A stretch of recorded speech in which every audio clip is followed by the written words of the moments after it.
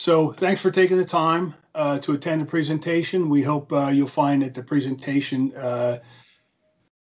increases your understanding of what the amendments are all about under the Stormwater Management Rule. As I mentioned, my name is Jim Murphy. This presentation is going to cover the amended Stormwater Management Rules under 7:8, and the way we have the presentation structured is to follow the layout and numerical order of the rules. We'd like to point out that this presentation is being recorded. And as a reminder to Brian, to please start the recording if you haven't. Okay, thank you, Brian. And what we're going to do additionally, the PowerPoint slides will be presented without any recording on a DEP webpage, as well as a copy of this recorded presentation will be posted to the DEP webpage for your future use and consideration. I mentioned this is a Teams presentation. We ask that you mute your microphones. If you do have questions, our preference is that you use the chat or sidebar area to type your question in. Otherwise, you can use the raise your hand function, and we can call on you and remind you to unmute your microphone at that time. We'll do our best to answer any questions that are posted in the chat or on the sidebar as we go along. This presentation is at or near the team's maximum capacity of 300 attendees. So depend upon the number of people or number of questions we get, we may or may not be able to get to all the questions today. The topics for this presentation are going to focus on the amended stormwater rules that were adopted on March 2nd of 2020. This presentation will highlight the major changes in the rule amendments, and as I mentioned, we'll go subchapter by subchapter. We'll discuss the major changes and provide some examples to help with the implementation, help you with understanding the implementation of the amended rule. We'll then just briefly touch on some of the other ongoing initiatives that relate to the stormwater program, and that may impact you either as an MS4 permittee, a town engineer, or a consultant. The goal of the presentation is to improve the understanding of how the rules are to be implemented and to enhance compliance with the rule requirements. We anticipate that the presentation will be between 90 and 120 minutes, depending upon the number of questions. The slides will be presented by various members of both the Stormwater Management Unit and the MS4 unit in the Bureau of Non-Point Pollution Control. So you'll be hearing many different voices today during the presentation. The presenters include Anthony Roblick, Manesh Patel, Tim Ebersberger, Brian Salvo, and Lisa Schaefer and Chang-Yi Wu are other members of the unit that may or may not be able to join us today. As you can see on slide 3, this is an overview of the time frame associated with the recent rule amendments to the Stormwater Management Rule. The important date here is the March 2nd, 2020 date, which was the date of the rule adoption. As you can see on the slide, the rule changes have a 1-year delayed operative date, and they don't become effective until March 2nd of 2021. So the current rules stay in effect until March 1st of 2021. Amendments kick in. Also, we want to point out that the municipalities, the MS4 permittees, have 1 year to update their Stormwater Control Ordinance, or SCO, and the municipalities were notified in writing and via email by the DEP on March 2nd of this year. As such, the municipalities are required and should have updated SCOs in effect by March 2nd of 2021, which is the effective date of the amended rule. One thing I want to add here, these rule amendments were made with a significant amount of stakeholder input. The department held many meetings over multiple years, getting feedback from engineers, developers, consultants, environmental organizations, municipalities, academia, other state agencies, et cetera, et cetera. We got all their feedback and input to put these rules together. With that, I'll turn it over to our next presenter, which will be Anthony Roblick. Anthony, take it away. Okay, thanks, Jim. So shown here is the layout of Chapter 1 in the 2020 version of the rules. Most of the changes to Chapter 1 affect the definitions section under 1.2, which will be covered next. Section 1.6 will be covered next, because the remainder of the presentation relies on this information. But before we get into the specifics of a subchapter by subchapter discussion to the changes in the amended rules, let's review the grandfathering provisions. Although the rule amendments were adopted on March 2nd, 2021, as Jim mentioned, there's a one-year delay before the rules go into effect. So March 2nd, 2021 is the operative date. The amendments change in grandfathering, so let's take a look at that. So over the course of this rule implementation, certain projects may still be subject to the 2004 rules rather than the 2020 rule amendments. So this section of the rules is designed to draw the line in the sand and let a reviewer know which rule should be applied to a major development. Remember, this rule adoption has a one-year operative date and does not become effective until March 2nd, 2021. If the major development does not need a department permit, and provided that an application has been submitted and is completed in accordance with the local ordinance prior to March 2nd, 2021, then the project would still be subject to the old rules and not the 2020 rules.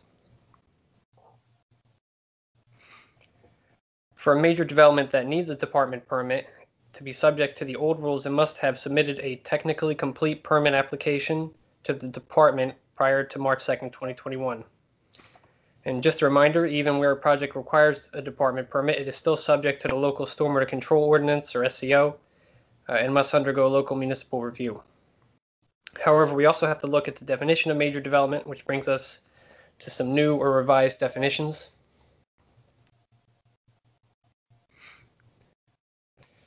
The rules noted under section 1.2 contain a number of new definitions, so we'll cover a few of them as they are used throughout the rules and the new version of the B&P manual that's currently under development. Some of these terms have straightforward definitions, so they can be read from the rules or appear as text on later slides. There are additional terms that were formally added to the definition section, but their meanings haven't changed. Examples such as definitions for erosion or HUC 14. The few that have several key aspects to them are noted in bold, and we'll discuss those now. I'll start off with the green infrastructure definition. So this is the definition for green infrastructure as noted under section 1.2 of the amended stormwater management rules. In addition to the criteria listed on this slide, part of this definition specifies that green infrastructure manages stormwater close to its source, so don't overlook that phrase as it plays an important part in this rule. Along with the B&P being close to its source, green infrastructure has to treat stormwater runoff or store it for reuse.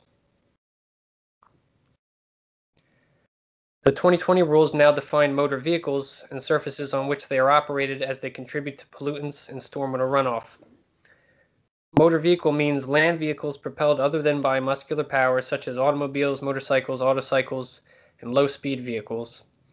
For the purposes of this definition, motor vehicles do not include farm equipment, snowmobiles, all-terrain vehicles, motorized wheelchairs, go-karts, gas buggies, golf carts, ski slope grooming machines, or vehicles that run only on rails or tracks.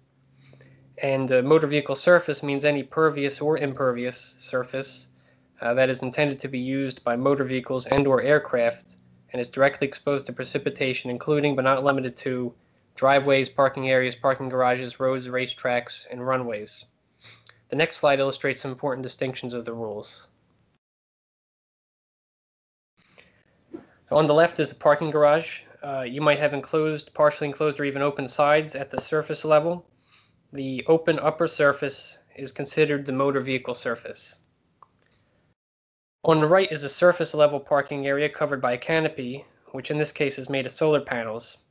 This parking area may be a motor vehicle surface, but it would need further details and evaluation. If it is a motor vehicle surface, we would not count the canopy too, as that would be double counting. A regulated impervious surface means any of the following alone or in combination. 1, a net increase in impervious surface. 2, the total area of impervious surface collected by a new stormwater conveyance system. 3, the total area of impervious surface proposed to be newly collected by an existing stormwater conveyance system. And or 4, the total area of impervious surface collected by an existing stormwater conveyance system where the capacity of that conveyance system is increased. There will be an example elaborating on this in a little bit, but first there are a few more definitions to cover. So building on the definitions on the previous slide, a regulated motor vehicle surface means any of the following alone or in combination. 1, a net increase in motor vehicle surface, and or 2, the total area of motor vehicle surface that is currently receiving water quality treatment either by vegetation or soil, by an existing stormwater management measure, or by treatment at a wastewater treatment plant where the water quality treatment will be modified or removed. This now all comes into play with the next slide, which is the revision in the definition of major development. Okay, under the definition of major development, the department incorporated changes to clarify the time frame within which previous development of a site must be considered. As you can see in this slide, the department incorporated into the amended definition of major development the time frame within which the cumulative impacts of a development must be considered when determining if the current development will qualify as a major development subject to the requirements of the rules. Additionally, Additionally, the existing definition of a major development was amended to base applicability of the rules on disturbance and impervious cover. The amended definition now reflects that the department considers the cumulative total of disturbance and cumulative total of creation of regulated impervious or motor vehicle surface since February 2nd, 2004. Next up, Jim will continue with an elaboration on the revised definition of major development. Okay, thanks, Anthony. As Anthony noted, there's a revised definition of major development. So what I'd like to go through are some graphical examples to help you understand the changes and what's covered. The new definition now incorporates the date February 2nd, 2004, which was the effective date of the 2004 regulations. The inclusion of this date within the definition is intended to ensure consideration of cumulative disturbance and impervious surface that may have been created under the stormwater management rules since that effective date of the rules. On the left-hand side of the screen, you'll see a box representing disturbance, another box representing impervious surface, such as a building, and a black box noting a parking lot, with the last two meeting the definition of impervious surface.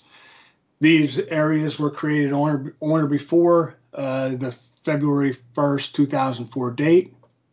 As such, they are not counted as major development under the amended rules, and therefore each of those boxes is marked with a red X. On the right-hand side of the screen, you see the disturbance, the regulated impervious surface, and regulated motor vehicle surface that are created on or after February 2nd, 2004, whether they were approved or not under the 2004 rules, will have to be counted in the calculation of the trigger for major development under the amended rules. Note that the date for counting motor vehicle surface is not the February 2nd, 2004 date. It's the operative date of the amended rules, the March 2nd, 2021 date, because prior to that, there was no definition of motor vehicle surface in the 2004 rules. As such, the black box on the bottom right will either be a regulated impervious surface or a motor vehicle surface, depending upon the application date. To determine whether an application is subject to the amended rules, project must also be checked with the grandfathering provision of the amended rules, which Anthony had talked about earlier under slides 6 and 7. So let's go through a few examples to explain how a regulated impervious surface and a motor vehicle surface are regulated under the amended rules. Back on slide 12, Anthony covered the definition of regulated impervious surface. So we'll go through some scenarios to see how it's regulated. Example 1 you see on your slide We're talking about a property that covers a total of 0.9 acres, which is shown here in three different scenarios, A through C. Prior to February 2nd, 2004, the 0.3 acres of impervious cover was constructed, as shown on the west side of each scenario. In scenario A, the scenario depicted in row A shows the remaining sections of 0.3 acres are pervious cover. The creation of the 0.3 acres of impervious cover on or before February 1st, 2004 does not count towards major development, and the remainder of the two 0.3 acre portions are just pervious cover. As such, nothing in row A or scenario A counts as major development under the rules, and each section is marked with a red X to show they're not covered or count as major development. On to scenario B or row B. The middle portion of the property was disturbed in April of 2004, and the 0.3 acres of impervious cover was constructed on it. So while the last third you can see in scenario B still remains pervious cover. Under the rule amendments effective March 2nd of 2021, we must include as regulated impervious surface the middle portion, since it's greater than a quarter acre and it was created on or after February 2nd of 2004. So you can see it has a yellow check mark representing major development. As with row A, the older impervious cover nor the pervious section on the right will count as major development, and they get a red X. In scenario C or row C, this scenario depicts development that may occur over a period of time. The middle section is similar to row B, so it's a regulated impervious surface and gets the yellow check mark as major development. In the right section, this also represents an increase of impervious cover of more than a quarter acre, so it is also regulated as impervious cover, or also regulated as major development. Excuse me. For a variation of the previous examples, if we take the same 0.9 acre property, again, we'll look at three different cases, scenarios D through F. Prior to February 2nd, 2004, the half acre of impervious cover was constructed as shown on the left-hand side in each scenario. The scenario for row D shows the remaining sections, each of 0.2 acres, are pervious cover. The creation of the half acre of impervious cover on or before February 1st of 2004 does not count towards major development. Also, neither undisturbed portion counts because there's no disturbance on each of those 0.2 acres. So nothing in row D counts as major development under the rules, and each is marked with a red X. On to row E. The middle portion of the property was disturbed in April of 2004. So it's 0.2 acres of impervious cover was constructed on it. Under the rule amendments effective March 2nd, 2021, although we count this as regulated impervious surface, it's not considered a major development since it covers less than a quarter acre, even though it was constructed on or after the February 2nd, 2004 date. So that 0.2 acre parcel gets a red X because it's not major development. As with row D, neither the older impervious cover in the middle section nor the pervious section count as major development, so they get the red X. Now moving on to scenario in row F. This scenario depicts development that occurs over time but is not phased development. Again, we start with the half acre of impervious cover created on February 1st of 2004. And then we add the 0.2 acres of impervious cover on, say, 4/1/2004, when the current stormwater rules were in effect. So the 0.2 acres is below the quarter acre threshold for major development. As you can see, it's noted by having a red X in the box. Then sometime after the rule amendment, say May 1st of 2025, there's an additional 0.2 acres of impervious cover added, as noted in the right-hand section. Although this in itself, by itself, is below the quarter-acre threshold, with the middle section, these two sections create an increase in regulated impervious cover that is more than a quarter acre on or after February 2nd, 2004. So the right section of 0.2 acres does have to be treated as major development.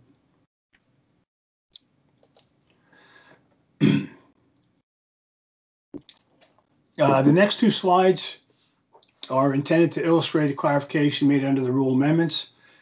This information was previously posted in the Stormwater Frequently Asked Questions, but we've incorporated this language into the rule text. So these examples aren't really changes to the rule, but they're being shown to eliminate previous misunderstandings of how the rule was to be implemented. In example 3, you see scenario G. The gray shaded area represents an impervious cover created on February 1st, 2004. And this is not considered a regulated impervious surface. So again, you see the red X. In scenario H, if we take this same surface, it's connected to a new pipe or swale on or after February 1st, 2004, then that impervious surface now becomes a regulated impervious surface, and it meets the definition of major development under the stormwater rules. So you can see it has a checkbox. It now becomes a regulated surface and has to be treated as such. And for scenario I, if on or after the February 1st, 2004 date, existing impervious surface gets newly connected to an existing pipe or swale, it is also counted as regulated impervious surface and meets the definition of major development. Hey, Jim. Yes. We have a question in the chat that requires you go back to scenario F. Scenario F. Might. Okay. I think something happened with an animation that didn't materialize. But the question is, for F, would you have to treat the 0.4 acres when the second 0.2 acres of impervious was created, or just the 0.2 that triggered the requirement? Okay, so in that case, you'd only need to treat the 0.2 acres that triggered the requirement. No, wait a minute. Oh, no, it's no, I think we did cover this in a previous scenario. And let me go back and look. I think you only have to treat the 0.2 acres. Let's see here.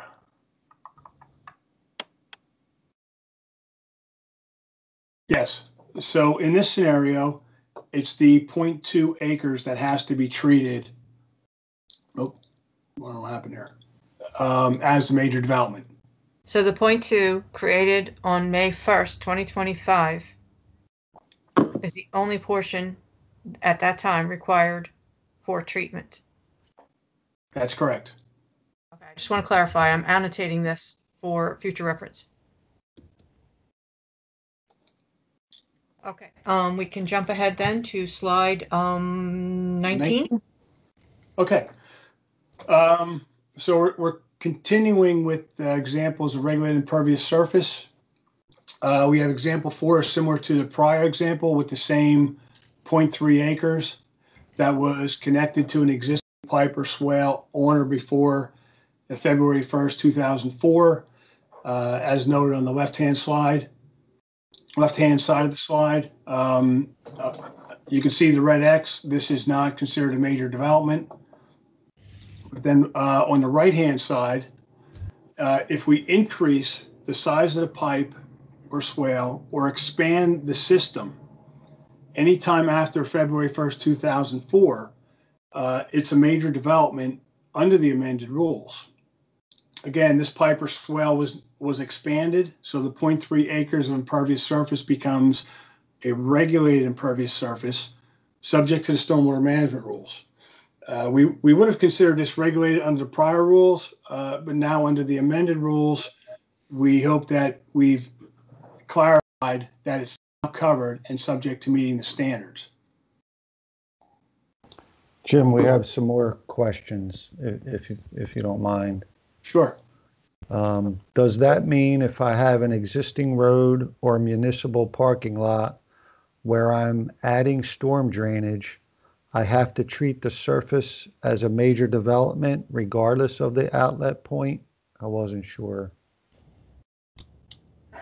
It's in the if you're adding if you're adding to a new connection, as in if you go back, Manesh, to slide 18.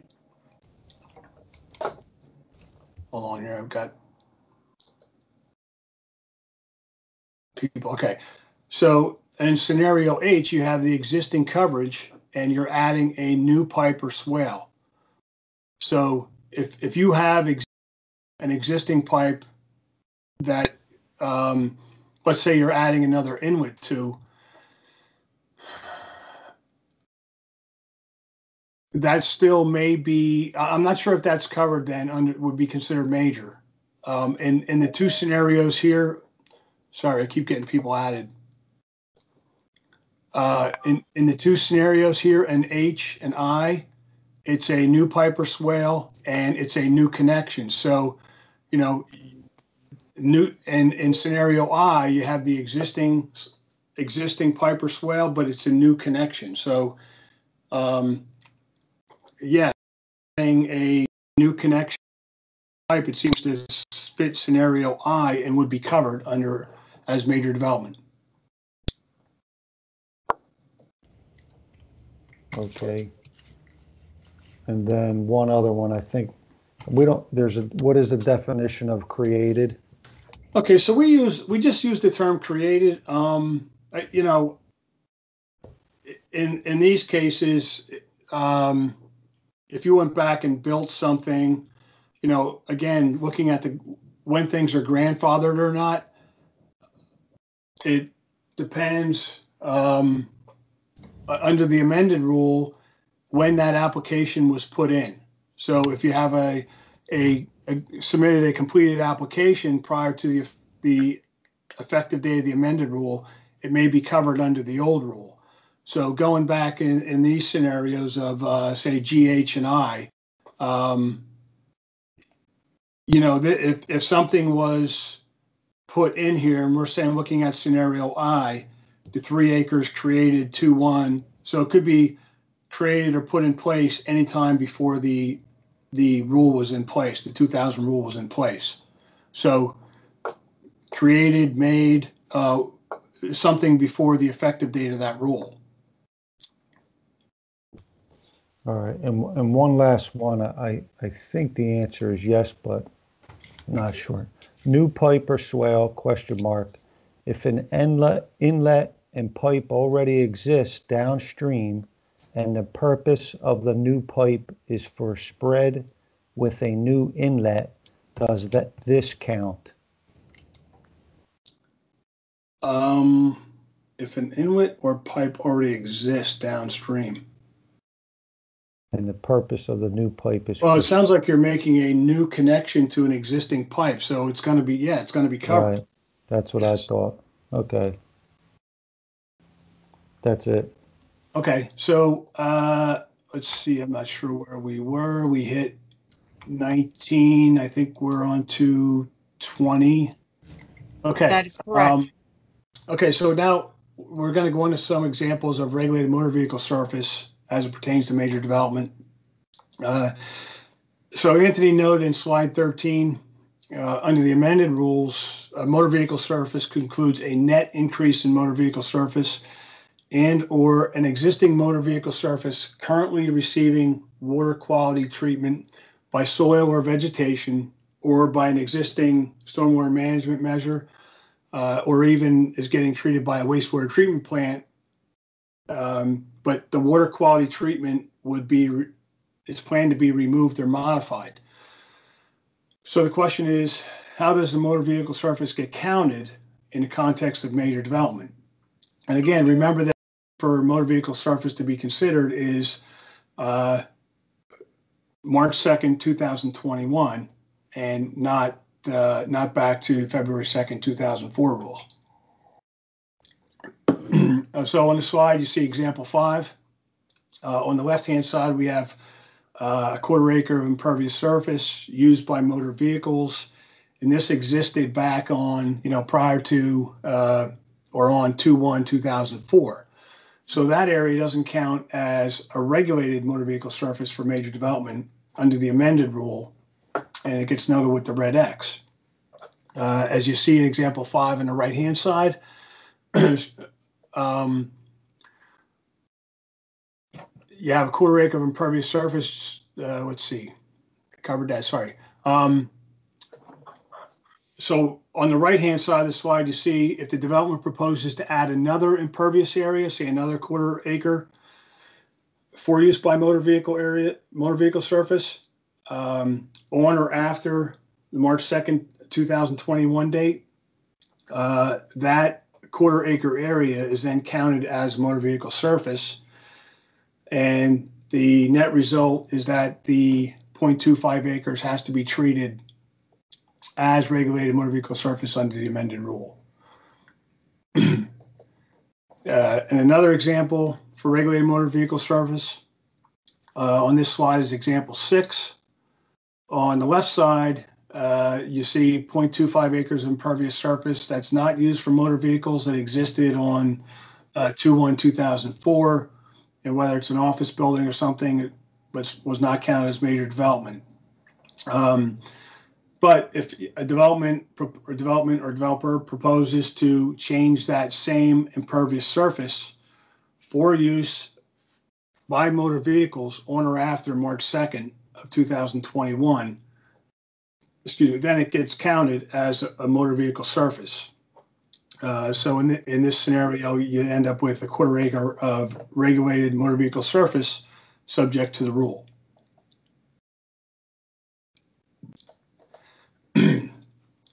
For a third example of regulated motor vehicle surface, so an example on the left-hand side, you have a motor vehicle surface that was treated by soil or vegetation or by stormwater management measures, or it could have even been connected to a combined sewer system on or before March 1st, 2021.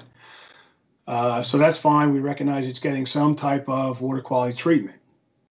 And then on the right-hand side, it's a similar site that's the same in size or area and has the same treatment or connection. However, in this case, the water quality treatment is going to be removed or modified on or after the March 2nd, 2021 date. The removal of this prior treatment means that this motor vehicle surface gets counted as a major development if that surface was created on or after February 2nd, 2004.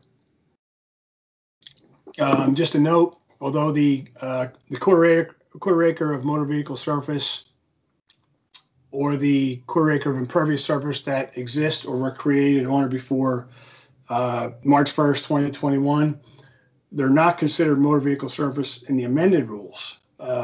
That area will be considered a regulated impervious surface if it was created after February 2nd, 2004. So we're throwing a lot of dates in here. We're talking about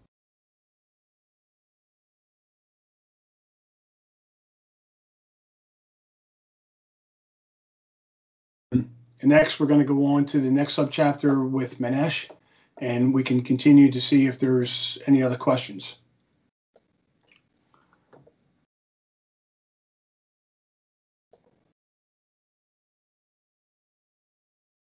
All right, thanks, Jim. So as you see here, this is subchapter 2. It's fairly similar to the previous version. The plan requirements in section 2.4 now require green infrastructure in the stormwater management plan. Additionally, the non-structural strategies found elsewhere in the previous rule version are now also a plan requirement under 7:8-2.4G.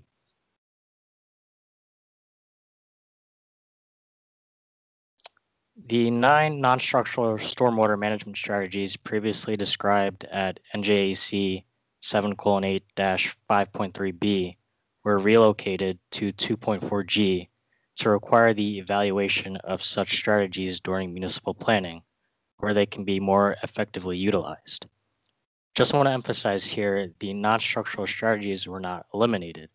They were just relocated to the stormwater management requirements section. As you see here is subchapter 3, the regional stormwater management plan, which is fairly similar to the previous version of the rules, except for updating the rule citations and the inclusion of green infrastructure references. These are the other sections, 3.7 to 3.10, but there aren't any changes in these subsections shown on this page. Subchapter 4, however, contains a number of revisions. For this chapter only, major development is limited to projects that disturb 1 or more acres of land, unless the municipality adopts a more stringent standard. Note that a municipality can adopt a more stringent definition, such as defining major development to include the creation of 5,000 square feet of regulated impervious surface.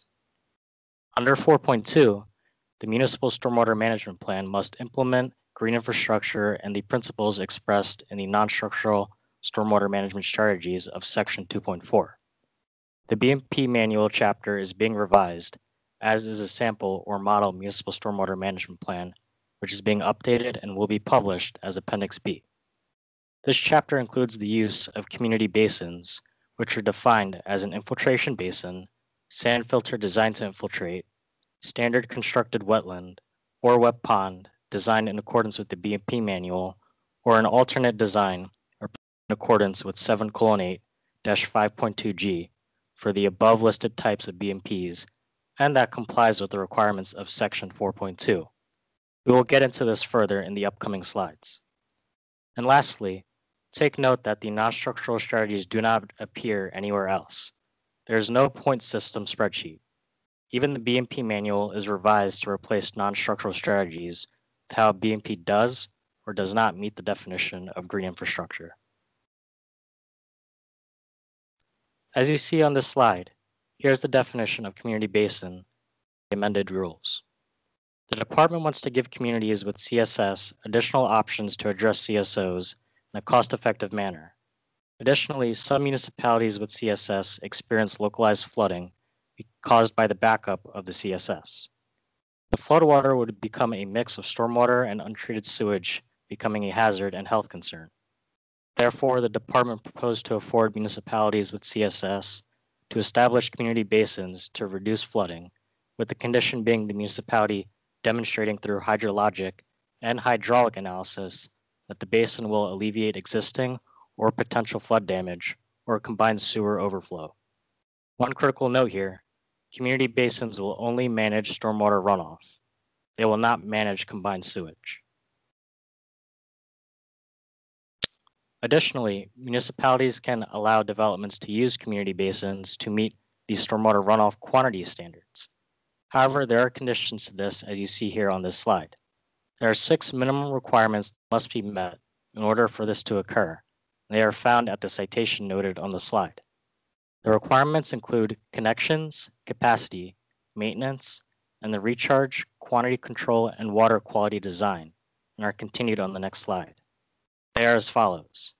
Each contributory site to the community basin must be served by a CSS or separate storm sewer system that is hydraulically connected to the CSS. The stormwater runoff from each site must meet the green infrastructure, groundwater recharge, and stormwater quality standards before leaving the site, unless granted a variance. Continuing on, the conveyance from each contributory site to the community basin can carry the 100-year storm to the basin without overflow. The community basin has enough capacity to meet the quantity standards while taking into account all of the stormwater that will contribute to the basin. The municipality has to be responsible for maintaining the basin, and the municipality must regulate the conditions and limitations of the inflow of the basin to ensure that it functions properly. When used for quantity control, The proposed definition of community basin limits to BMPs listed in Table 5.5-2 with the exclusion of bioretention systems because of their reliance on vegetation that can withstand repeated inundation.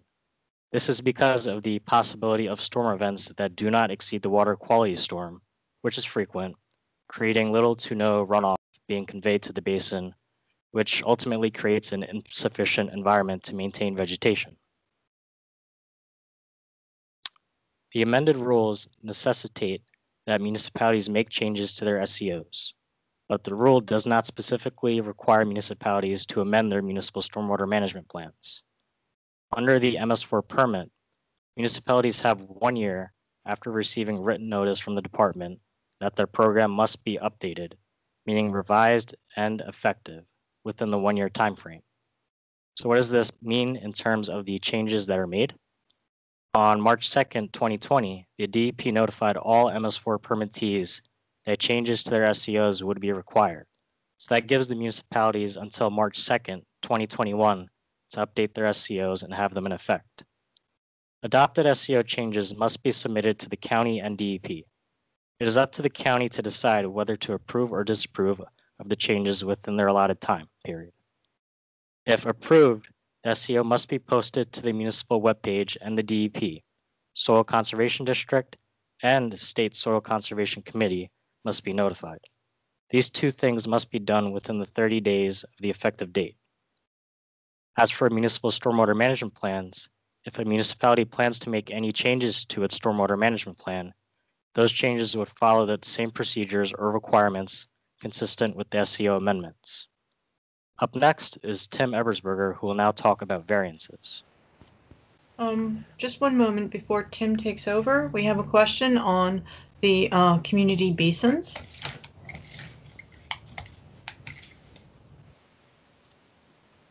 Regarding the pipe sizing, is it for the 100-year storm or the 25, which is typical?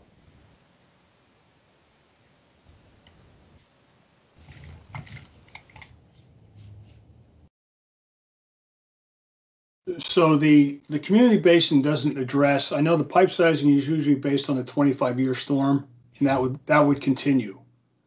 The community basin sizing, you would still look at the two 100-year storms. So we're not talking about the design of the pipes to get there. They're still going to be based on the 25-year storm.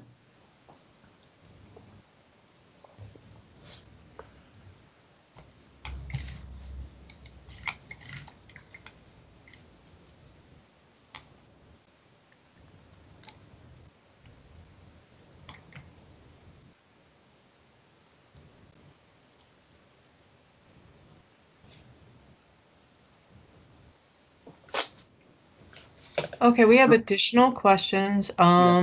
Suggesting that we provide training to the counties on the review process, which we'll take under advisement. And there is an inquiry as to whether or not the deadline could be extended. I know I've been out, so I don't know if there's been any discussion. Are you talking about if it's the deadline for municipalities to adopt an effective stormwater control ordinance, that deadline will not be extended. We do have, it's specified in the rules, and we do have the updated model SCO that is available on the webpage, and Lisa posted a link and I posted the link there. So, if municipalities need to update their SCO, all they have to do is take that model. They can look at that, make the minor edits to incorporate their name, etc.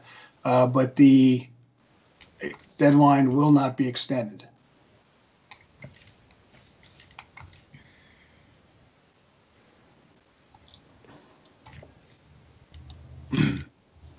Frank asked if conveyance always equals piping. Well, we use conveyance to mean piping or swales. The new rules encourage the use of open channel conveyance systems as opposed to piping to slow down runoff being transferred. And Okay, we have another question about the, I'm not quite sure, Paul. Do we have time for Paul to clarify his question? Okay, so what's the value of Well, that designing 218. for your storm? Back into the basin. What is the value of designing a basin for a 100-year storm? I don't know if Paul's referring to the basin, the CSS basins in that Manesh just covered. Paul has added some text. Like you said, the community basin needs to be designed for a 100-year storm. Well, aren't all systems designed, the piping, based on 25-year storm? So what I've seen is designs used a 25-year storm for that size. So I'm not sure how to answer that. Yeah, I agree. It has to be designed for the 100-year storm.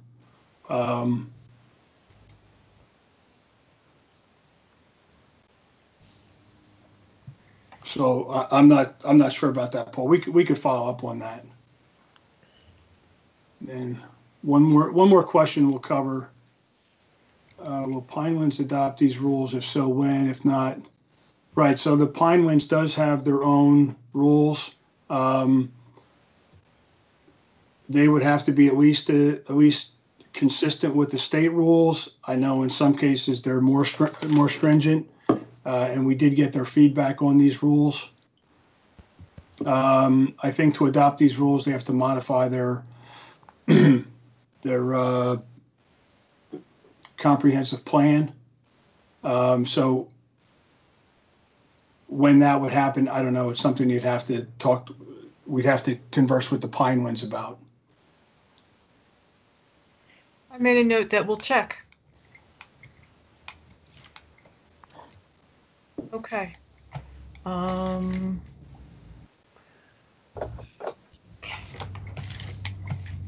We good on questions? I think they've stopped for now. All right, I'll get going on variances and exemptions. We'll make note of that if you come back. Okay, so the amendments to 7:8 4.6 were made to clarify the conditions that would warrant the granting of a variance by a municipality for a major development project. The amendments are intended to ensure that municipalities are not granting variances under inappropriate circumstances. Municipalities do not have to grant variances, and they do not have to create a mitigation plan if they do not intend to grant variances. Where a municipality does intend to use the authority to grant variances, it can create a mitigation plan that allows the evaluation of mitigation projects suggested by applicants, thus allowing for the consideration of projects submitted by applicants as permitted at 7:8-4.6A3I. To eliminate any potential misconception that a variance is an exemption from attaining stormwater management standards, the word exemption was removed from 7:846 as part of the rule amendment. The modified rule includes changes to how a variance can be used. The 2016 version of the rules had a subsection on variances. The municipal stormwater management plan had to include a mitigation plan for the same drainage area, and the department had to be notified by the municipality in order to grant a variance. The department has noticed during municipal stormwater audits that quite a few approved major development project variances with no mitigation plan in place and with no written report to the department. With the amended version of the rules, the ability to grant variances requires a bit more effort by the applicant. Now there must be a demonstration that is technically impracticable to meet one or more of the design standards. The only allowable variances are for engineering, environmental, or safety reasons, and they have to be spelled out. Cost is not a factor. The old low impact development checklist often included statements that something was not economically feasible and yet cost information was not formally reviewed. Previously, there may have been a site-wide variance allowed. The amended rule located at 7:846 states, a municipality's approval of a variance shall apply to an individual drainage area and design and performance standard and shall not apply to an entire site or project unless an applicant provides the required analysis for each drainage area within the site and each design and performance standard. There's a lot more to the mitigation requirements that must be met to obtain approval of a variance in the amended version of the rules. Mitigation must be part of the municipal stormwater management plan and follows these new requirements. It must be selected from the municipal list of mitigation projects, or it could be proposed by the applicant if it meets the criteria for the municipal mitigation plan. It must be approved no later than the preliminary or final site plan approval. It must be located in the same HUC 14. It must be constructed concurrently or prior to the major development. It must meet the GI standards. The entity assuming the responsibility of maintenance for the project must submit a written agreement to the review agency. Lastly, the approved variance must now be submitted to the county review agency and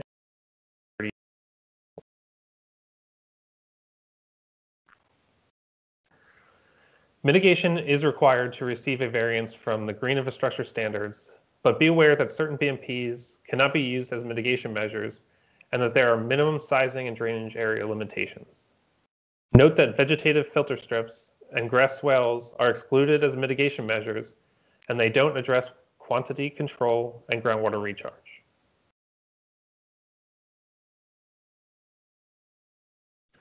Variants from the other standards are as shown on this slide. Note that there is no waiver or variance allowed for groundwater mounding. That's because the steps listed in Chapter 13 of the BMP manual make it clear that if a selected BMP fails to pass a groundwater mounding analysis, another BMP must be selected and assessed, meaning that a redesign is required. Brian will now discuss Subchapter 5 of the amended rules. Thanks, Tim. This is the layout of Subchapter 5 in the amended rules. As you can see, each design standard now has its own subsection.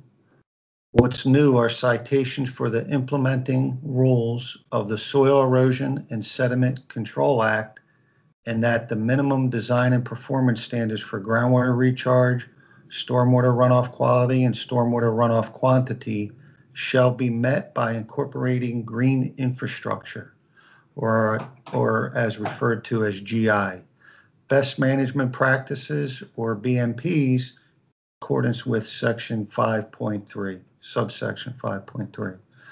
Maintenance plans are still required. In fact, if a BMP is included in the design and does not have a maintenance plan that follows the requirements of the BMP manual, it does not merit the approved total suspended solids, or TSS, removal rating. The protection of habitat for threatened and endangered species is still in effect, as are the linear development exemptions, the previous waivers for the enlargement of an existing public roadway or railroad, or the construction or enlargement of a public pedestrian access are still available with minor citation revisions. And there are now tables under subsection 5.2F, which identify the ability of stormwater BMPs to satisfy the design and performance standards. The BMPs must be designed in accordance with the BMP manual in order to merit the TSS removal rates listed in the rules.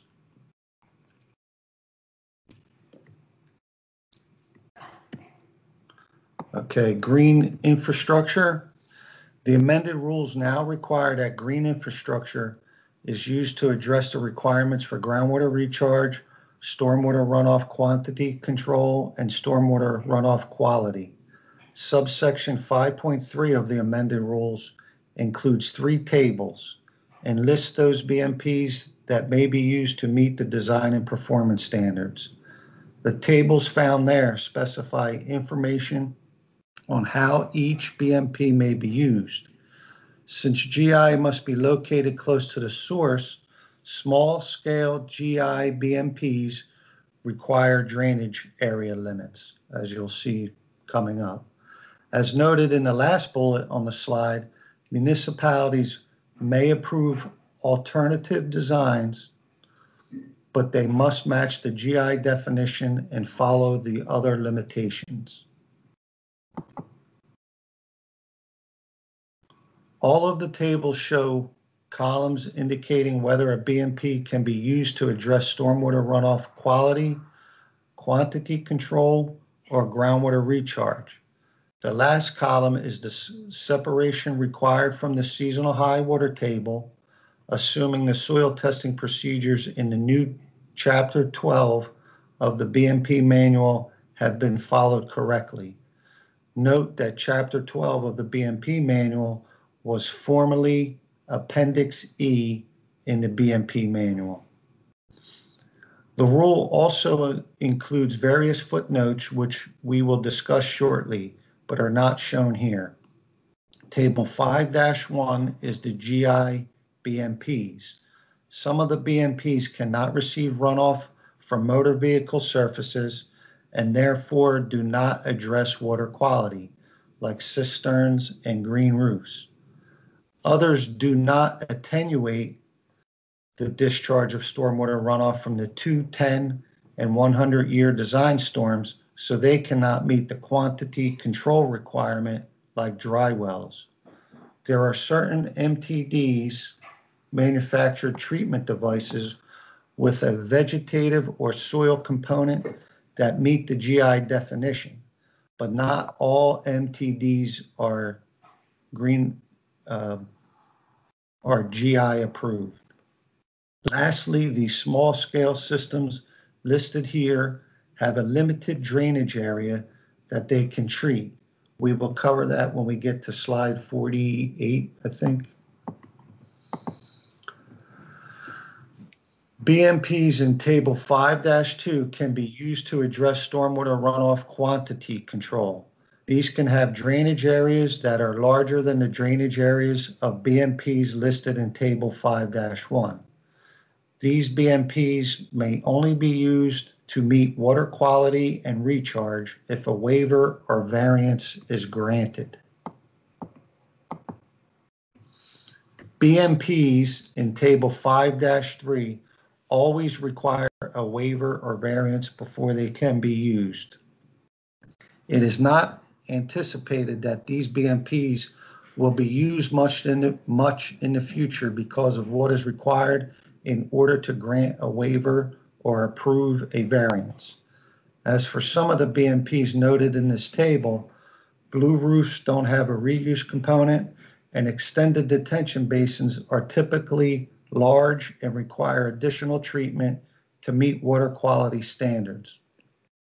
The bulk of manufactured treatment devices currently do not have a soil or vegetative component, so they fall into this table. We don't see many subsurface gravel wetlands and wet ponds have a 20-acre minimum drainage area requirement with no reuse requirement. So they are listed in this table.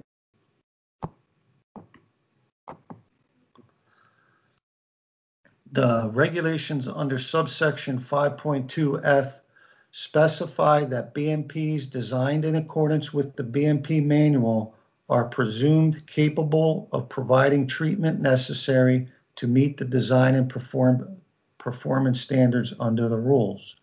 However, anything that is not designed in accordance with the BMP manual is considered an alternate design.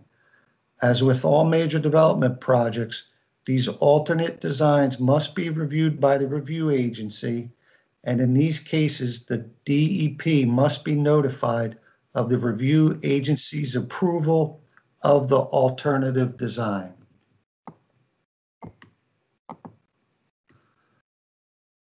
The requirement to assess the hydraulic impacts on the groundwater table applies to all BMPs that infiltrate stormwater and not just BMPs that recharge stormwater. There is the expected vertical impact to infiltration, but it can also have a horizontal impact on nearby BMPs or buildings. The hydraulic impacts on the groundwater table includes checking whether the infiltration of stormwater causes a slowdown in the drainage time of the BMP and whether it could impact the nearby building, septic system, or other structure. A groundwater mounding analysis based on the USGS sheet using the hand tush method can be used. The department has published Chapter 13 of the BMP manual, groundwater mounding analysis, that included input from stakeholder meetings and public comments. There are other design standards noted in the rules. Note that there are new locations for these same requirements, and these are not new rules. They're relocated from subsection 5.7 from the old rule. These standards in the amended rules are now located under subsection 5.2. Again, these are not new requirements. They are just relocated to a new section. The rule modifications of subsection 5.2L include language to clarify that the standards for quantity, quality, and groundwater recharge apply to each drainage area on site. The old rule was misinterpreted as being only applicable to water quality because the standard was in the water quality section. However, all of the standards apply to each drainage area, so quantity, quality, and groundwater recharge it must be applied at each discharge point of the major development. The amended rules make it clear that maintenance plans must be recorded on the deed and that information must include a description of the BMP and its location.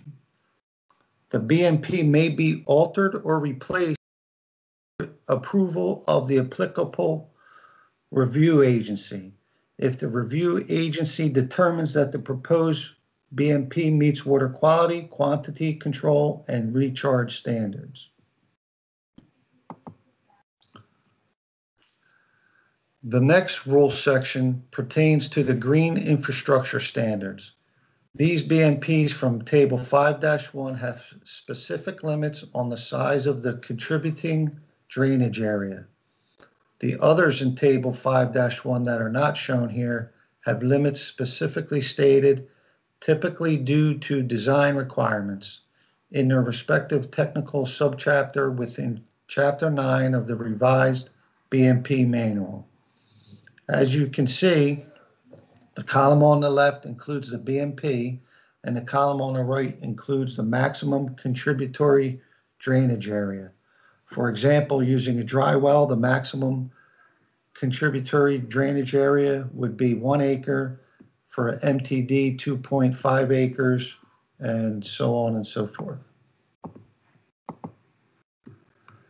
The new standards at subsection 5.3C requires that GI BMPs from tables 5-1 or 5-2 must be used to meet the stormwater runoff quantity standards. If a variance or a waiver from the design and performance standards is granted, GI BMPs from tables 5-1, 5-2, or 5-3 may be used to meet groundwater recharge, stormwater quality, and stormwater quantity.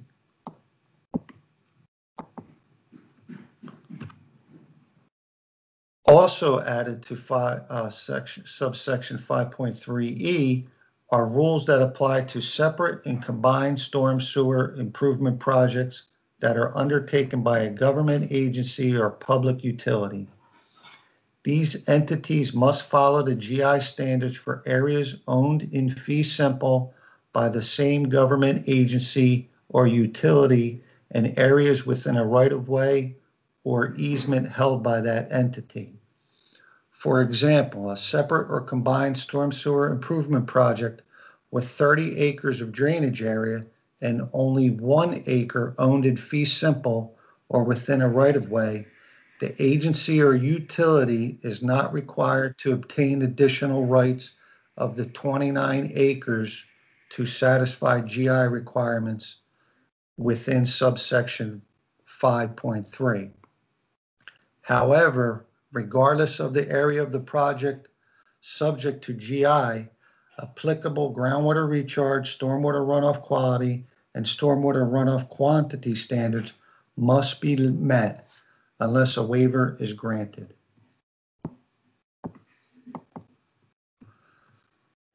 Groundwater recharge standards, subsection 5.4, what changed? Subsection 5.4 only includes the groundwater recharge standards. Erosion control was relocated and groundwater mounding is clarified and relocated. The standards under subsection 5.5 are not changed, only clarifications were made. Previously, there was some misunderstanding about addressing water quality in combined sewer system or combined sewer overflow areas. It appears that some thought the water quality standard did not apply if the discharge was directed to a combined sewer system discharging to a treatment plant with a new NJDEP permit. However, this rule makes it clear that the water quality standard does apply in such areas unless a separate numerical limitation is established by a new NJDEP permit. Also, under 5.5, Table 5-4, the water quality design storm distribution table now includes 1-minute intervals, which is a more accurate estimation of peak flow rates. Water quality motor vehicle surface. As previously mentioned, we are not changing the standards, just how the water quality standard is applied. Since motor vehicles are a significant source of TSS, water quality applies to the impervious surfaces constructed for these vehicles, and this is consistent with how water quality was triggered. Roofs and sidewalks still need to be accounted for in terms of quantity and recharge, but not in terms of quality. Again, the motor vehicle surface term has been incorporated into the definition of major development. Just a side note, the links shown on the slide is the location of response to comments document of the adopted stormwater management rule, which can be helpful in understanding these amendments. Stormwater runoff quantity standards, subsection 5.6, outlines when a stormwater quantity control analysis is required and the requirements that must be attained when such an analysis is applicable.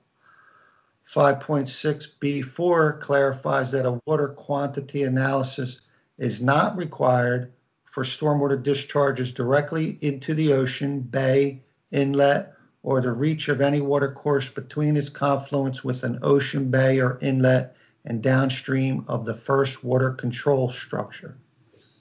For quantity control in tidal areas, it was misunderstood by some that a project was exempt just because a tidal water body was somewhere downstream. However, the rule clarifies that a water quantity analysis is specifically not required only if directly discharged to tidal areas. If only directly discharged to tidal areas. So that is the only case where water quantity is not required. It has to be directly discharged. For example, a project located inland and upstream of a tidal area is not exempt unless it discharges directly to the tidal area. 5.6c clarifies stormwater quantity shall be applied at the site's boundary, which is each abutting lot, roadway, water course, or receiving storm sewer system. 5.7 What changed? Methods for calculating stormwater runoff and groundwater recharge have been relocated from subsection 5.6 to subsection 5.7. 5.7 includes chapter updated references from the National Engineering Handbook.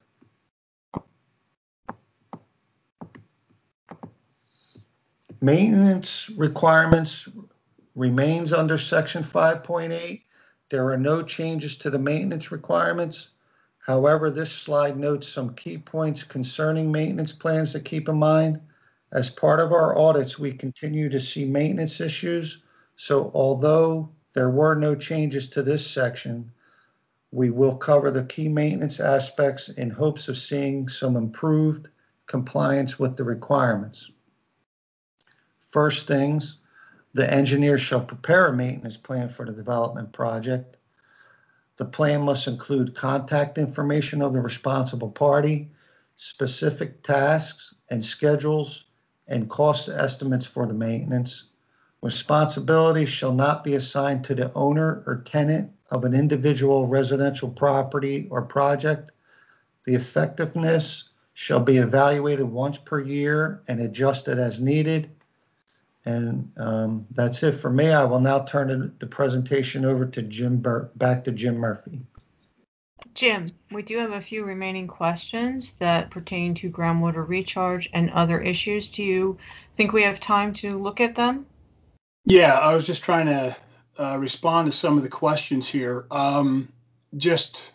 Okay, so looking at some of these questions, just to pick some off, somebody asked about a copy of the slideshow. I think what we can do, I mentioned earlier that we are going to post the slides and the presentation on a DEP webpage, but what we can also do is we can PDF the presentation and send out the slides prior to it getting posted on our webpage. So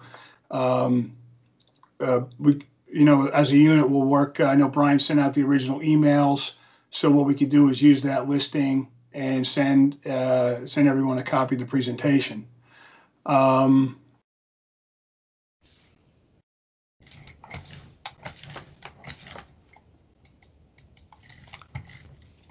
Asking questions or asked us to take a look at, what changes they're making. So we go through them, give them some feedback, but it's not something that they have to do. They do have to submit it to the county and then submit it to the DEP once it's adopted. We don't have an exact number at this time on those that have made. Jim, you broke up. We lost your audio.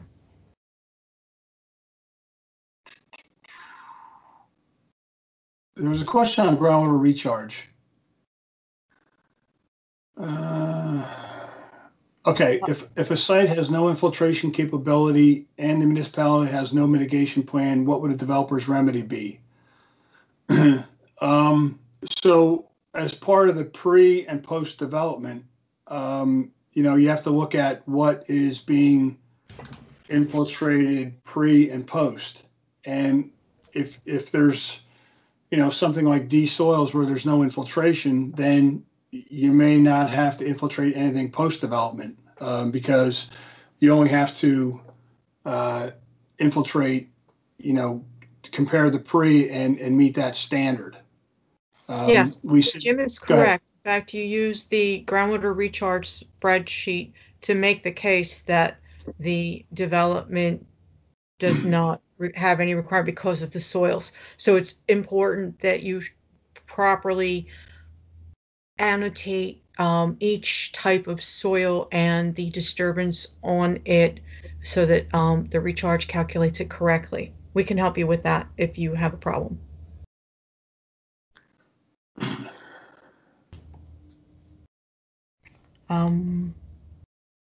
There's another question. Let me see. There's one here with regards to recharge. We need to meet the recharge for each drainage area on site, right? Yes. Can we recharge in one drainage area, to compensate for lack of recharge in another drainage area? They have to be done in the same drainage area, unless there's some kind of variance or a mitigation, Right, it has to be Beaver done, yep. proof. Mhm. And that is more clear in the rule. I don't have a rule cite for that. We'll post that when we get it. Groundwater recharge is in 5.4. Okay, so it's got to be somewhere under 5.4.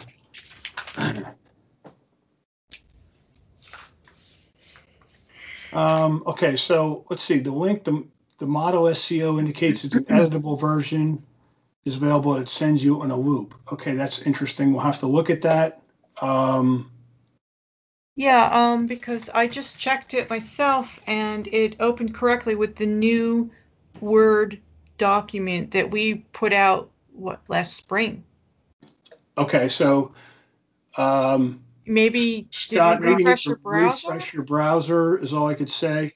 If you're still having an issue, we can send you the an email with the Word version as an attachment.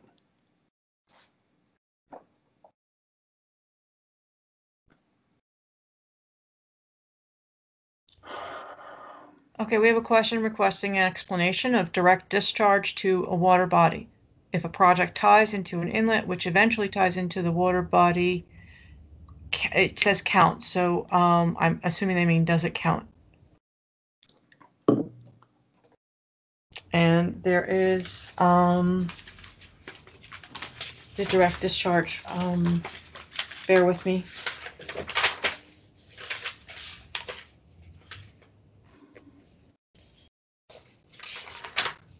What slide was that?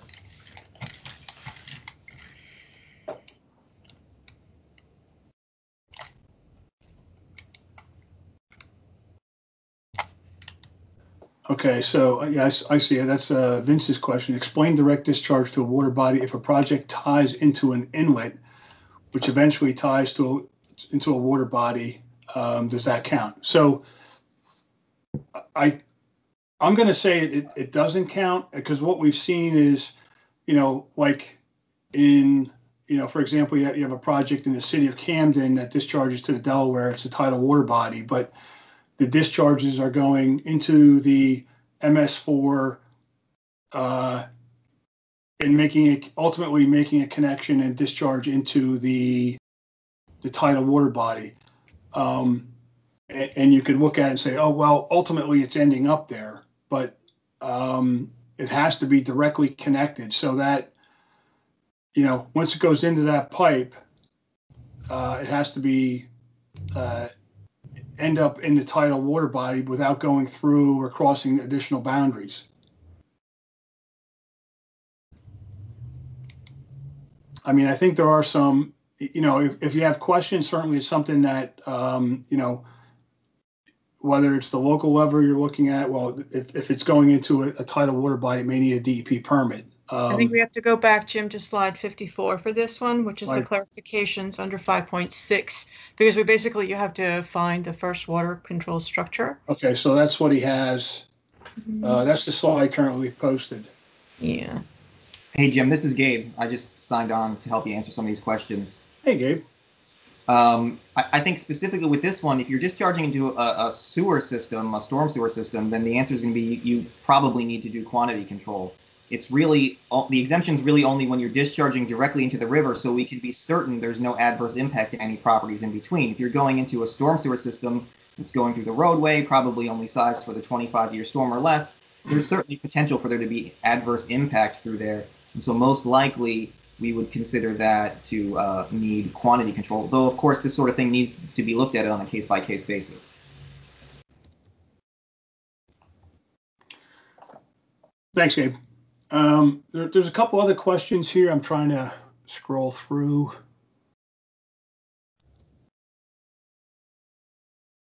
Got that one.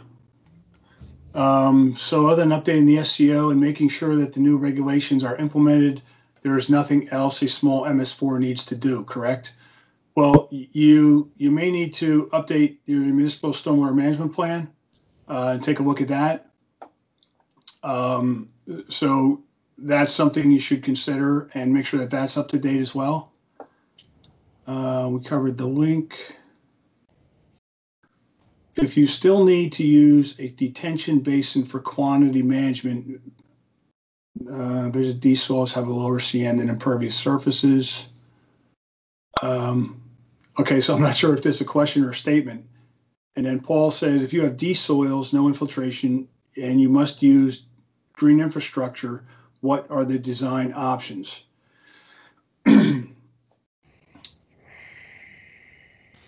Well, Jim, on that one, if you recall the definition of green infrastructure, there's 3 ways it can be considered green infrastructure, right? So it's something that infiltrates. Right. Does not have to infiltrate, right? Stormwater or by filtration by vegetation or soil, or storage for reuse. So yeah, if you have D soils, the first one of infiltration is probably ruled out, but any of the BMPs that function on one of the other 2 are still options. So there you go. You have other options. Okay, how do you define drainage area? If they both end up in the same stream, why would groundwater recharge be specific to each? I think we're talking about we're not talking about drainage points off a site. So you might have a 5-acre development where you have one discharge point to the north and another discharge point to the south.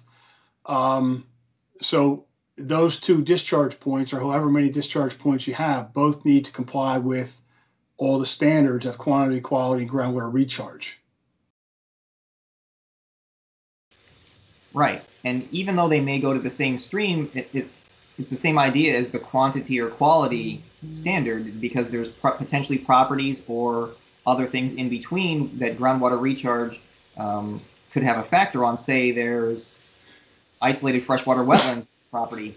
So doing the groundwater recharge in each drainage area rather than in just one drainage area on site is going to potentially maintain the hydrology of that wetland system, rather than potentially rerouting that stormwater away from it and then causing adverse impacts to that wetland. So it's important to do it in each drainage area to prevent those sort of adverse impacts.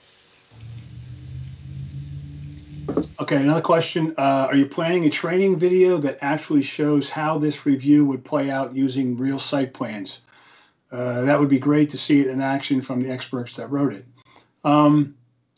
I mean, the closest we get to that is we do the stormwater management design review class that anyone that conducts reviews has to take once every 5 years. But I do think something like you're talking about would be nice, but we would have to certainly get cooperation from the developers and designers that actually do those plans. And, that's possible. Maybe we could have some training like that. I think that would be helpful. Yeah, and we could incorporate some more of that into our design training that you're talking about. Just keep in mind how long it takes to actually go through one of these reviews. So we certainly couldn't really set up a training where we went through a review in complete detail, because it would take hours for someone to do, depending on how complicated the project is. So, I think some of those snippets like we have already in the training are probably close to the best that we could do, but we could expand them somewhat. Yep. One more question here. Are certain surfaces used by vehicles not considered impervious? For example, clean stone on an uncompacted subgrade. Are emergency access drives with grass pavement considered regulated motor vehicle surfaces? Given their limited usage, do they need treatment? Excuse me. So there's really a couple of questions here. So yeah. The first one, are certain surfaces used by vehicles not considered impervious? I think there's maybe a little misunderstanding there, because there's now the distinction of 2 kinds of surfaces under the rules. There's impervious surface and there's motor vehicle surface, and they may or may not be the same. So yes, you could have impervious surface that's not motor vehicle surface, and yes, you could have motor vehicle surface that's not impervious surface. That doesn't necessarily mean you don't need to do water quality treatment for it. That's now irrelevant. If it's motor vehicle surface, you have to do water quality treatment. And then an emergency grass drive, could that be considered motor vehicle surface? I think by strict definition, yes, that would be considered motor vehicle surface. Now, you could possibly come to the review agency with some plan to have a fenced off gate there so motor vehicles can't drive on it except in this emergency situation. And maybe the review agency would accept that and say that it's not motor vehicle surface in that case. But barring any sort of thing like that that prevents vehicles from driving on it on a regular basis, it would have to be considered motor vehicle surface. Thanks, Gabe. And we got one more posted here. Regarding the earlier question, shouldn't drainage area for groundwater recharge depend on subsurface flow or aquifer, not overland flow? Yeah, and I think for the most part we agree with that, and we actually considered creating something like that when we modified the rules. However, after we wrote that and looked at it and thought about the benefits and differences of that, we decided it just was a significant complication to what we were doing with very little benefit. So we decided to just stick with overland flow rather than subsurface or aquifer flow. Thanks, Gabe. I think we covered all the questions in there. So if anybody sees any more, otherwise I'm going to keep going with the last couple slides here. So we're on to slide 57, Dinesh. Yep, slide 57. Okay, I'm not seeing. I still see slide 54.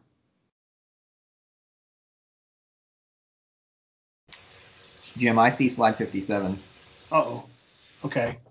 All right. So, Jim. Yes. I can see slide 57. Do you want me to take over? No, as long as I know it's up there. I mean, okay. You know. Okay, so so we covered all the rule changes and took a little break there to get through the questions. So if you're looking at slide 57, you should see the link noted on the slide that can take you to the stormwater rule proposal as well as the adoption documents. And what may be of interest are the comments and the responses prepared by the department, and those can be found in the rule adoption document. And if you go to the webpage there, the link, you can see the documents and look at what's elaborated in those documents relative to the amendments. Okay. Slide 58. Manesh, you just tell me if you're on 58 and I'll go from there. Yep, I'm on 58. Okay.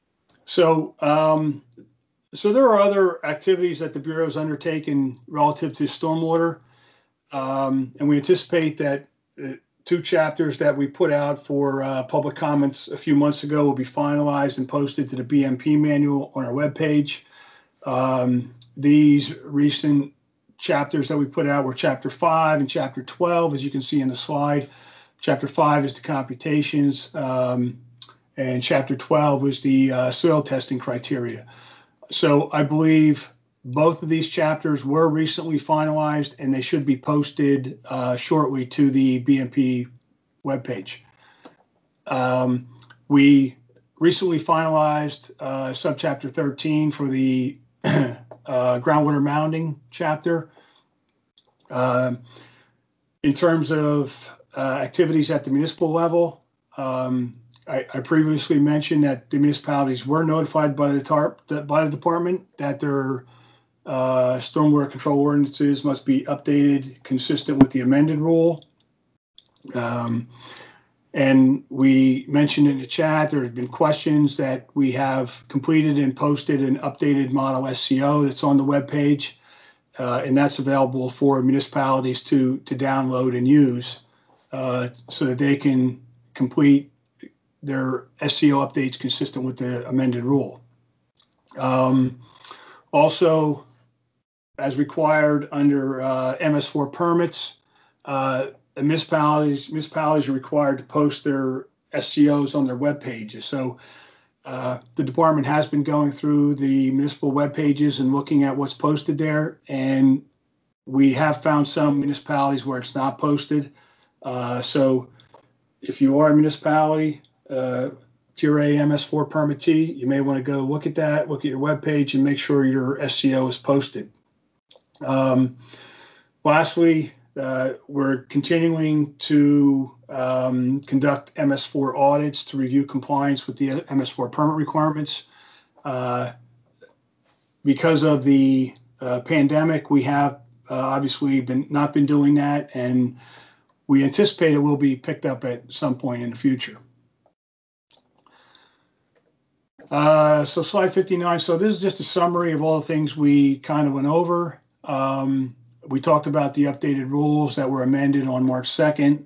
Again, we stressed that there was a 1-year delayed operative date in those rules, and they don't become effective until March 2nd of 2021. We talked about the requirements to use green infrastructure, and a couple things to point out there. GI has to manage stormwater close to its source, and remember that there are drainage area limitations for GI BMPs. We went through most of the updated and revised definitions. We discussed the clarifications within the rule, talked about meeting the standards on site, the requirement to do the mounding analysis. Brian touched on the deed notice requirements that are within the rules, and we addressed mitigation, and we talked about the SCO update requirements. So here's a listing of the folks that have spoken today. And Chang-Yi and Lisa. Lisa was able to join us. Unfortunately, she was not able to present, and Chang-Yi is also in the unit. So there's the email addresses. I just want to point out that if you do have further questions, you may not want to send it to me because I'll be retiring in 2 weeks. So you can send it to the other folks listed there. And lastly, we do have an email box that you could send any additional questions to, that if something comes up after the presentation, you think of something, you could send it to the email box noted. And as I mentioned, we will post the PowerPoint. We will post a copy of this training, and we will also, we can send out a PowerPoint version of the slides to everyone that attended. So that's the end of the slide. So if we have any questions, we can take additional questions. Anybody has any?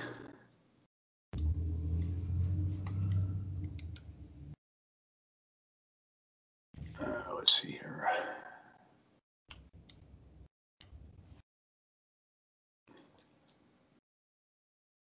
Okay, so Andrew asked about, please communicate the review course info to all review agents who will be reviewing SCOs.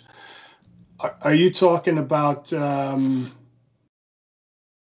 okay, so I apologize, Andrew. I see that Lisa has already answered your question there about the reviews. Okay.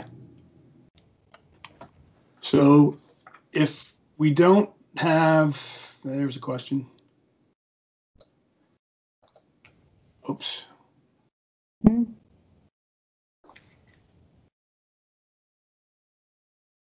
Okay, so you provide any examples of reuse other than irrigation? Well, I guess other things that I could think of, you can use captured water for flushing toilets. Vehicle washing. Vehicle washing, we've seen.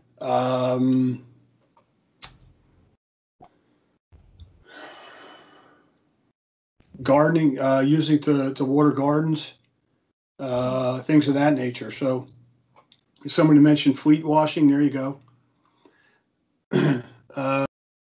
Question, can you give more clarity on close to its source? Is there any distance associated with this?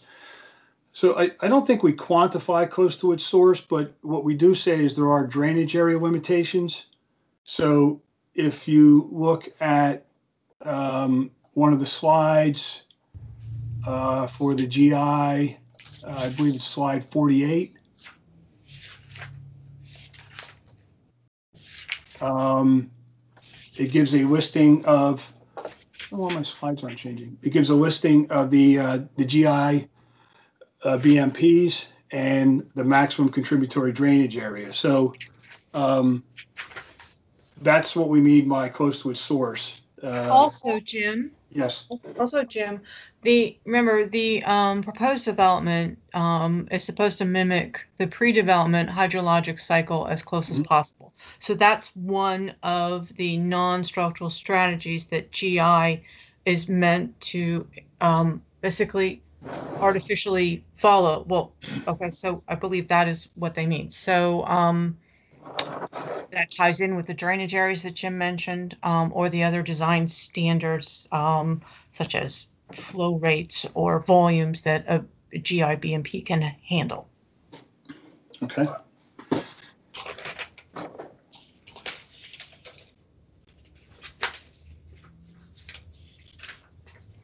Okay. If we don't have any more questions, or if you have additional thoughts as you're either going through the PowerPoint presentation, you can certainly email the Stormwater email address or any of the presenters here. Again, I'd like to thank everyone for taking the time to attend today. And sorry. And appreciate your questions that, give us insight and things that we may need to clarify, but appreciate your attendance and thanks for coming. Thank you.